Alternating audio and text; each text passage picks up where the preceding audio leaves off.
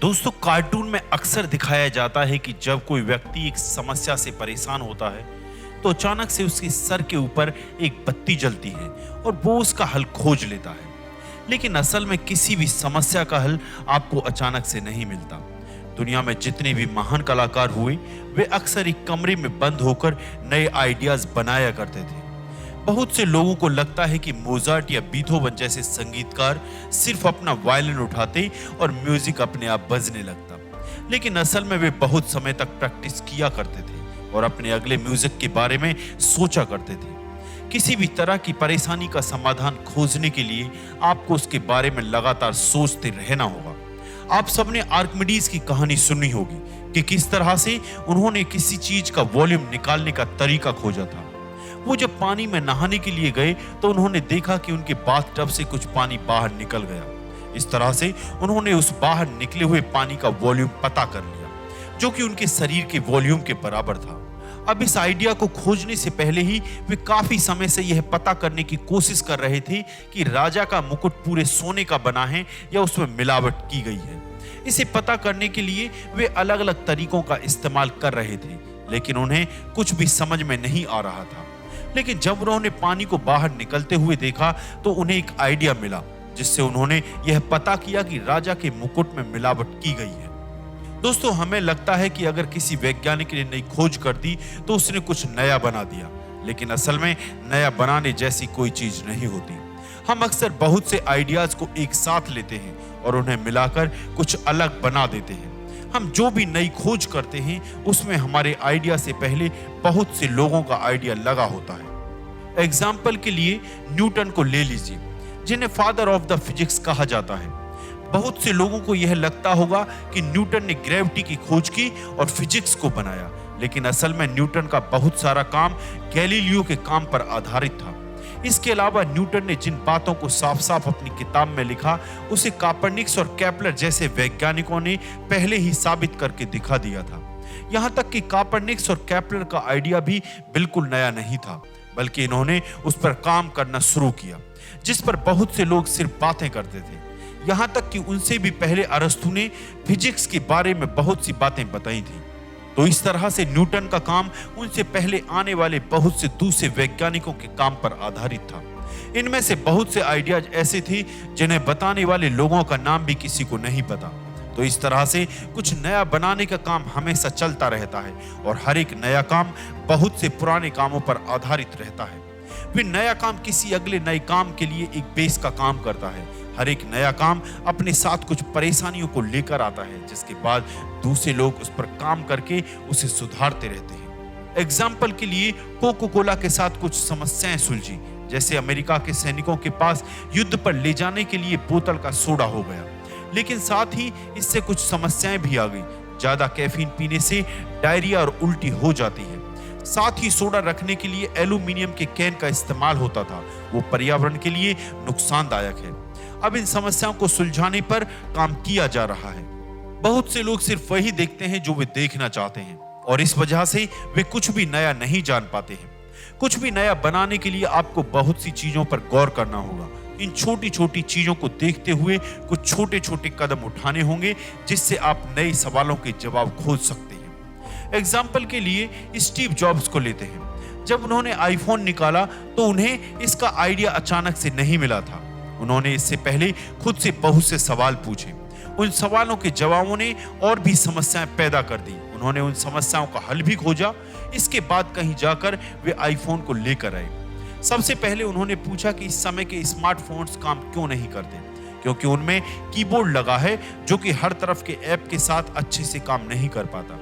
इसके लिए हमें एक बड़ा स्क्रीन और उसे चलाने के लिए एक पॉइंटर चाहिए था, लेकिन किस तरह का पॉइंटर? जवाब, माउस।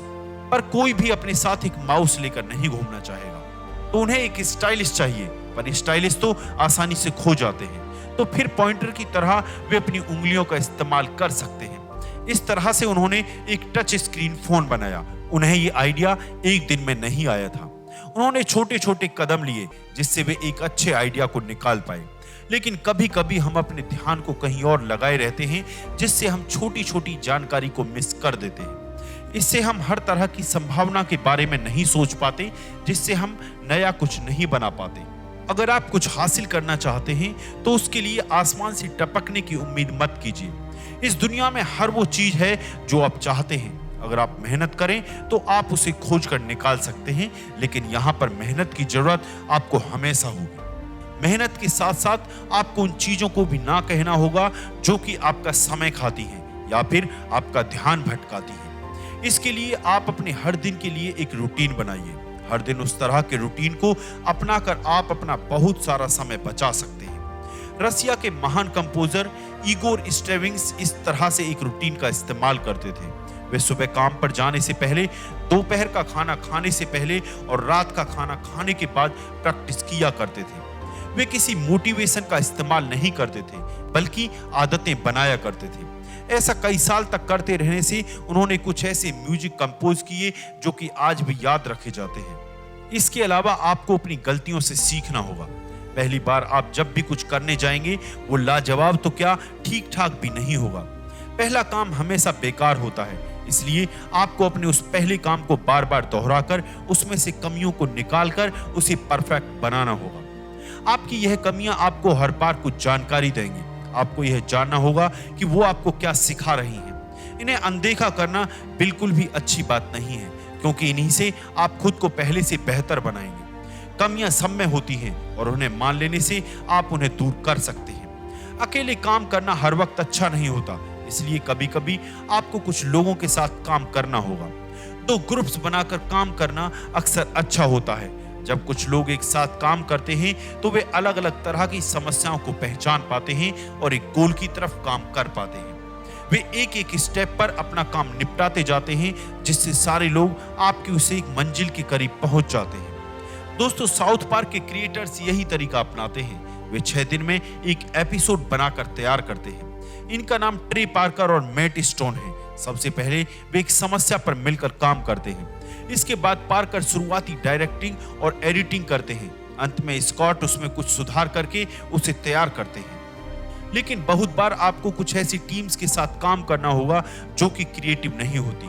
बहुत सी कंपनियां एक तरह के स्टेटस को बनाकर रखना चाहती हैं और उन्हें बदलने से डर लगता है। इस वजह से वे किसी को नए आइडियाज को पैदा करने ही नहीं देते, और अगर कोई करता भी है तो उसे दबा देते हैं।